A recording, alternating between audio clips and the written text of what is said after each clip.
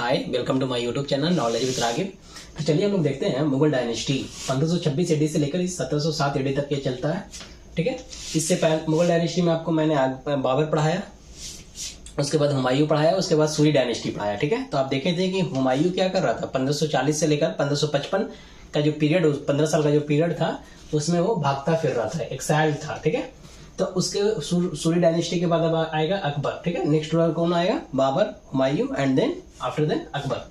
तो देखिए अकबर का जो रूलिंग पीरियड होता है वो 1556 एडी से 1605 एडी रहता है। ठीक है, अकबर जो है उसका नाम क्या रहता है, जलालुद्दीन मोहम्मद नाम रहता है। बाद में ये अकबर का टाइटल लेता है, उसके बाद ये बादशाह का भी टाइटल लेता है और गाजी का भी टाइटल लेता है, इसलिए जलालुद्दीन मोहम्मद अकबर बादशाह गाजी। ठीक है, तो ऐसे इसका नाम क्या है, जलालुद्दीन मोहम्मद, और बाद में ये अकबर लेता है इसलिए अकबर भी जुड़ जाता है, तो इसका नाम रहता है जलालुद्दीन मोहम्मद। इसका जो आप देखिएगा, इसका बर्थ जो हुआ था, इसका जन्म जो हुआ था वो 15 अक्टूबर 1542 में हुआ था अमरकोट में। ठीक है, आपको हम बताए थे कि हुमायूं क्या था, जब वो 15 साल भागता फिर रहा था 1540 से 1555 के बीच, तो उसी वक्त वो कहाँ जाता है, अमरकोट में जाता है। अमरकोट में राजा बिरसाल के पास जाता है, या फिर कहीं कहीं कहीं आपको दिखेगा, कहीं कहीं आपको राणा राव दिखेगा, तो उसके कोर्ट में जाता है। वो कहाँ है अभी प्रेजेंट डे पे, अमरकोट कहाँ है, वो सिंध वाले प्रोविंसेस में, पाकिस्तान का सिंध वाले प्रोविंसेस में अमरकोट है। तो यहाँ पे उसका जन्म होता है। ठीक है, 15 अक्टूबर 1542। फिर इसका चाइल्डहुड जो नाम रहता है, अकबर का जो चाइल्डहुड नाम है वो बदरुद्दीन है, और अकबर का चाइल्डहुड जो बीतता है वो हुमायूं का जो आप देखे थे, क्या बताया था आपको, हुमायूं का जो भाई था, ठीक है, हुमायूं का जो आपका भाई था उसका क्या क्या नाम था, अस्करी था, हिंडल था, कमरान था। तो वो अस्करी के पास भी पलता बढ़ता है, कमरान के पास भी पलता बढ़ता है, फिर हिंडल के पास भी पलता बढ़ता है, कौन, अकबर।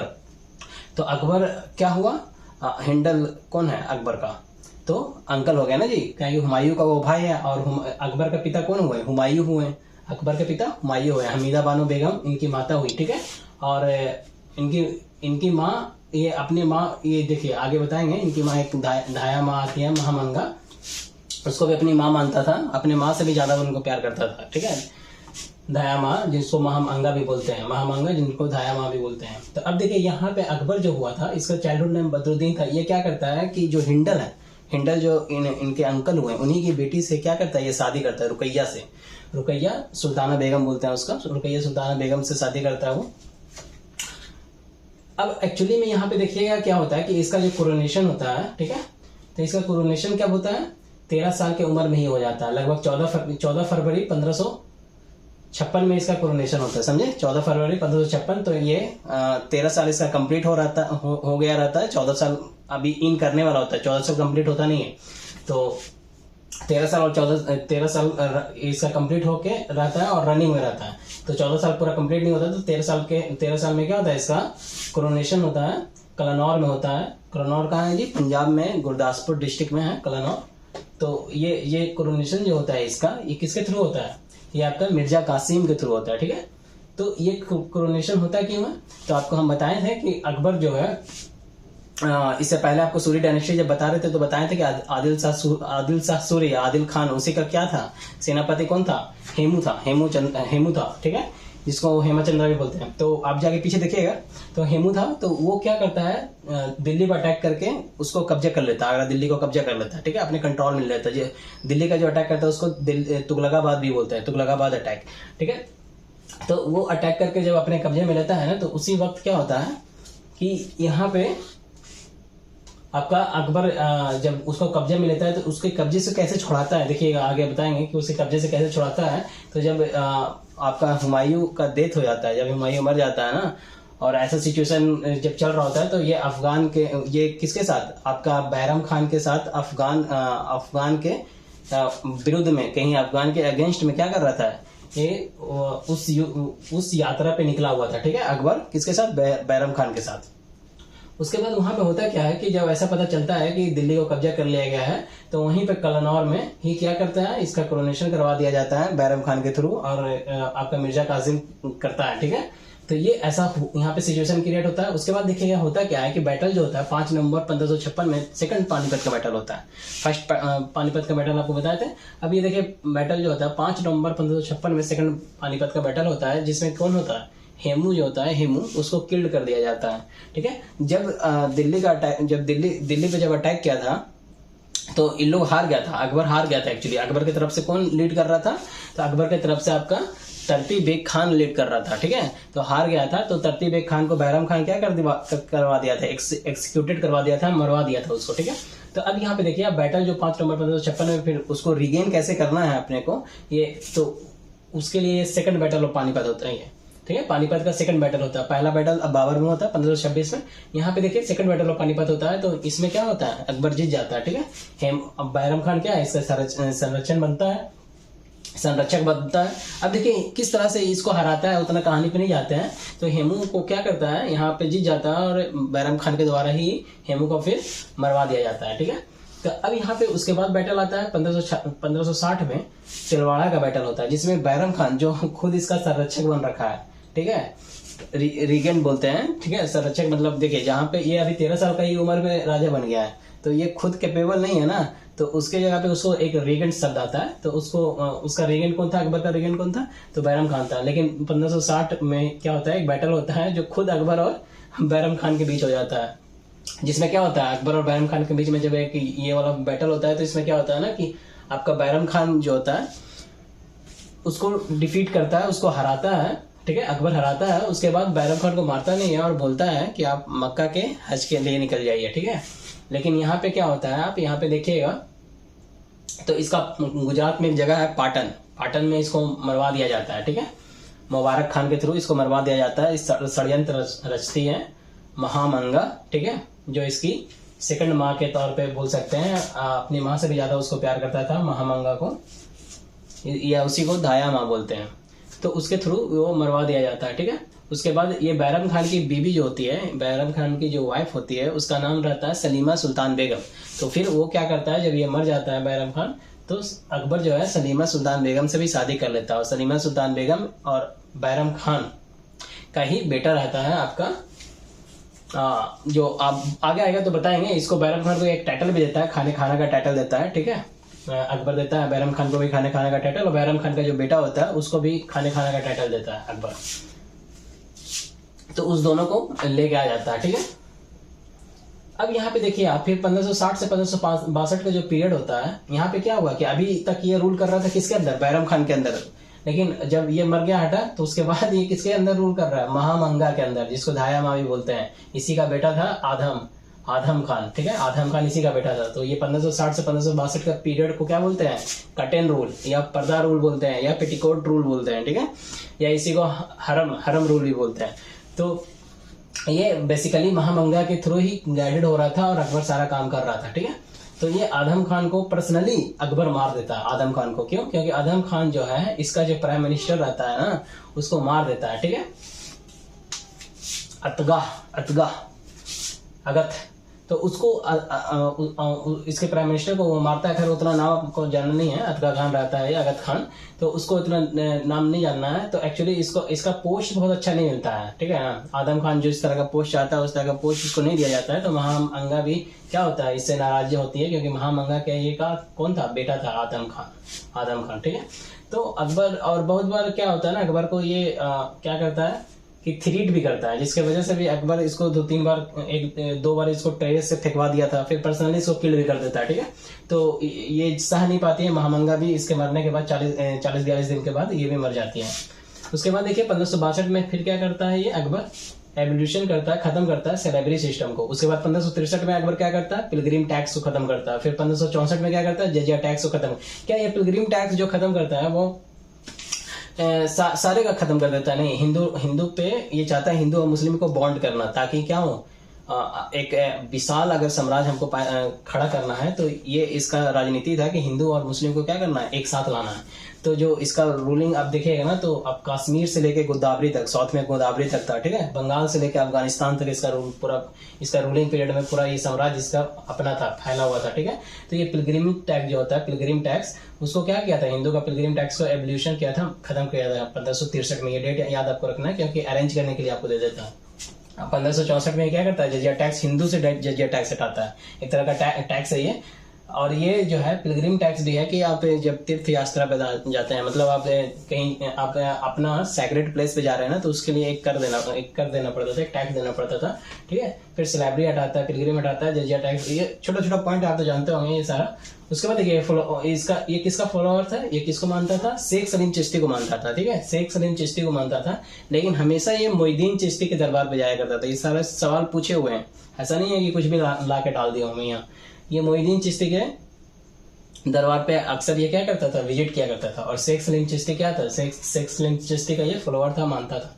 तो यहीं इसी के नाम पे इसका एक बेटा होता है, जिसका नाम जो आप देखिएगा कि अकबर के बाद जो अगला रूलर आएगा उसका नाम है जहांगीर। वो जहांगीर के नाम से रूलर बनता है, उसका पहला नाम क्या रहता है, सलीम रहता है। तो ये इसी के नाम पे सलीम उसका नाम रखता है, समझे। तो और फतेहपुर सिकरी जो होता है अपना आगरा से लाके कैपिटल को शिफ्ट कहाँ करता है, फतेहपुर सिकरी। इन्हीं इससे बहुत ज्यादा ये क्या होता है, अटैच रहता है, इसके वजह से ऐसा करता है। उसके बाद देखिए कि 1572 में क्या होता है, एक फेमस मिशन होता है, ठीक है, जो गुजरात के मिशन से जानते हैं। इस गुजरात के मिशन पे ये खुद जाता है, यहाँ पे ये क्या देखता है, खंबात। अब गुजरात में देखिएगा खंबात की खाड़ी है, तो खंबात की खाड़ी से ही वो समुद्र देखता है, समुद्र का नजारा लेता है पहली बार कौन, अकबर, ठीक है, और पुर्तगीज से मिलता है। तो गुजरात का जो पहला वाला फेज होता है 1572 में, उस समय वो गुजरात का कौन रूलर रहता है, उस समय मुजफ्फर शाह थर्ड रूलर रहता है, मुजफ्फर शाह थर्ड। उसके बाद ये क्या होता है, इसके बाद जब ये रिटर्न आता है ना, तो कुछ सामंत जो होते हैं गुजरात के, वो क्या करते हैं, अपने आप को राजा घोषित करते हैं। तो इसके वजह से फिर वो रिटर्न आता है, आगरा आ जाता है रिटर्न, लेकिन फिर वो आगरा से लौट के यहाँ आता है और उसके बाद फिर उसको निपटारा करता है। उसके बाद फिर वो लौट के 1573 में फिर आता है और फिर मतलब उसको निपटारा करके फिर लौट के आता है। तो जब 1573 में आता है ना, तो उस समय कौन रूलर था गुजरात का, मोहम्मद हुसैन मिर्जा था, ठीक है। तो उसके बाद फिर रिटर्न आता है। तो इसमें बहुत ये भी आपको मत मिलता है कि गुजरात के जीतने के बाद ये बुलंद दरवाजा बनवाता है, ठीक है। बुलंद दरवाजा कहाँ है जी, यूपी में ही है, फतेहपुर सिकरी में है, यूपी में बुलंद दरवाजा ये बनवाता है। लेकिन बहुत सा मत आपको ऐसा मिलेगा ना कि ऐसा नहीं होता। बहुत सा मत क्या मिलता है कि ये जो है गुजरात जीतने के बाद फतेहपुर सिकरी बनवाता है। बहुत जगह ऐसा मिलेगा कि फतेहपुर सिकरी बनवाता है, लेकिन बहुत जगह ऐसा मिलता है कि नहीं, गुजरात जीतने के बाद ये बुलंद दरवाजा बनवाता है, ठीक है। आपका ये देखिएगा ना, एक आपका एक ब्राउन है, ठीक है, एक ब्राउन है, उसका क्या मत है, उसका मत होता है कि नहीं, ऐसा नहीं होता। ये 1601 में बुलंद दरवाजा बनवाता है। साउथ जीतने के बाद 1601 में असीरगढ़ की युद्ध होता है, जो लास्ट बैटल इसका होता है, उसका ऐसा कहना है। बट ऐसा बहुत का डिफरेंट मत है। तो बट अब जनरली क्या होता है कि मैक्सिमम लोग यही मानते हैं कि गुजरात जो है ये जीतने के बाद ये बुलंद दरवाजा का निर्माण करता है, जो कि यूपी में फतेहपुर सिकरी में है, ठीक है। 1573 में क्या बनवाता है, यही बनवाता है बुलंद दरवाजा, 1573 में बिल्ड करवाता है। फिर 1576 में इसका एक बैटल होता है, हल्दी घाटी का बैटल, ठीक है। हल्दी घाटी का जो बैटल होता है, इसमें कौन होता है, महाराणा प्रताप के साथ हल्दी घाटी का बैटल होता है, जिसमें महाराणा प्रताप की तरफ से कौन लीड कर रहा होता है, तो हकीम खान लीड कर रहा होता है। ये हकीम खान जो होता है, ये आपका सूरी डायनेस्टी का ही एक मेंबर होता है, ठीक है, एक अफगान होता है, सूरी डायनेस्टी का ही मेंबर होता है। महाराणा प्रताप की तरफ से लीड कर रहा होता है हकीम खान, और अकबर की तरफ से कौन लीड कर रहा होता है, अकबर की तरफ से आपका लीड कर रहा होता है मान सिंह, और असफ खान लीड कर रहा होता है। तो देखिए मान सिंह जो है और असफ खान लीड कर रहा होता है, लेकिन अकबर जो है, अकबर वो खुद इस युद्ध में नहीं आता है, ठीक है। इस युद्ध में खुद इसका इन्वॉल्वमेंट नहीं रहता, लेकिन एक झूठा खबर फैलाया जाता है कि हाँ ये आ गया, जिससे उत्साह बढ़ता है और ज्यादा लोग ये मानते हैं कि इस युद्ध में महाराणा प्रताप हार जाता है, ठीक है, लेकिन सरेंडर नहीं करता। हार जाता है लेकिन लड़ते रहता है, सरेंडर नहीं करता। और इसमें क्या है ना कि बहुत लोग ये मानते हैं कि नहीं महाराणा प्रताप जीत जाता है, लेकिन मैक्सिमम का मानना ये रहता है कि महाराणा प्रताप इस युद्ध में हार जाता है, ठीक है। और इसी तरह से आप देखिएगा ना, तो हल्दी घाटी का जिस तरह से बैटल हुआ, उसी तरह से आपका एक और है, बताएंगे आपको, उदय करके आता है उसका, वो भी करता है चित्तौड़ से, ठीक है। तो वो दोनों सरेंडर नहीं करता है, ठीक है। और 1582 में एक नया रिलीजन इंट्रोड्यूस करता है ये आपका अकबर, जिसका नाम है दीन इलाही। दीन इलाही जो है ये बहुत सा जो आपका है, जैसे अबुल फजल हो गया, ये सारे इसको रिलीजन नहीं मानते, बाद में इसको रिलीजन माना गया था। ये क्या है, एक आइडियोलॉजीज है जो कि सूफीज्म जो है, सूफीज्म के बेसिस पे बेस पे है। ये चाहता था कि जो अच्छा हर रिलीजन में जो अच्छा है ना, उस सबको एक साथ लाना, ठीक है। तो इसका ये मकसद था। ये नॉट रिलीजन, ये खुली रिलीजन नहीं था। लेकिन बाद में जो आपका जहांगीर के वक्त जो है ना, मोहसिन फनी आता है, मोहसिन फनी जो दबिस्तान मज़ाहिब इसका एक ये बुक है, इसमें ये बोलता है दीन इलाही को इंडिपेंडेंट रिलीजन बताता है, समझे, और ऐसे ही इसको रिलीजन नहीं माना जाता, ठीक है। और अबुल फजल जो है अपने बुक में जो बताता है ना, वो क्या बताता है, दीन इलाही नहीं बताता है, वो क्या बताता है, वो आपको बताता है इसको क्या, तौहीद इलाही बताता है, ठीक है।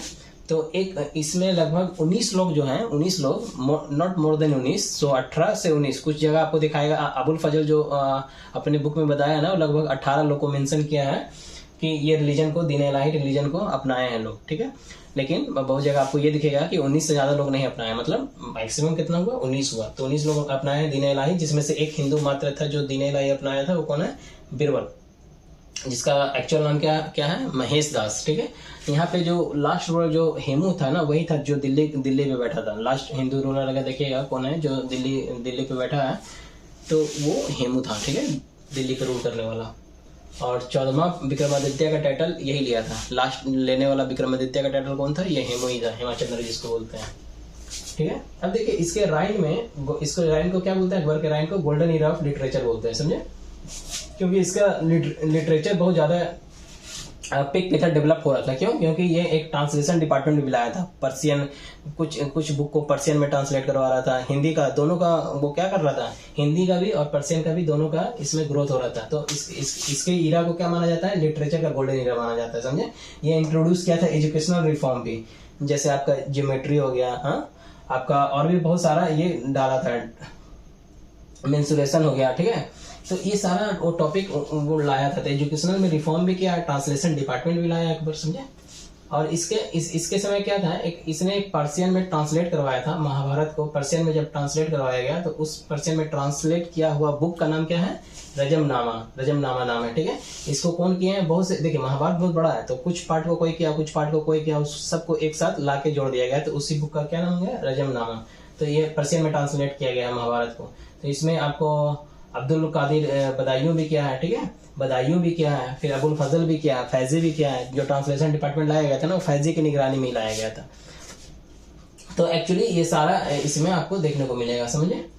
फिर इसके पेंटर देखिएगा ना, इसके कोर्ट में कौन कौन पेंटर था, तो बसावन था, और भी बहुत लोग था इसका, ऐसा नहीं है कि सिर्फ यही था। अब्दुल समद भी था, अब्दुल समद अब हुमायूं में भी था, इसमें भी था, समझे।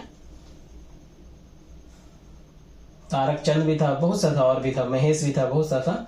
अब देखिए इसमें क्या होता है कि रिलीजियस, ये क्या, इसका रिलीजियस जो टीचर है, देखिए इसका ट्यूटर तो बैरम खान भी है, क्योंकि शुरू से बैरम खान की निगरानी में रहा है ना जी, तो शुरू से बैरम खान की निगरानी में रहा था, इसका ट्यूटर बैरम खान भी रहा। लेकिन रिलीजियस ट्यूटर जो इसका कौन था, अब्दुल लतीफ था, अब्दुल लतीफ।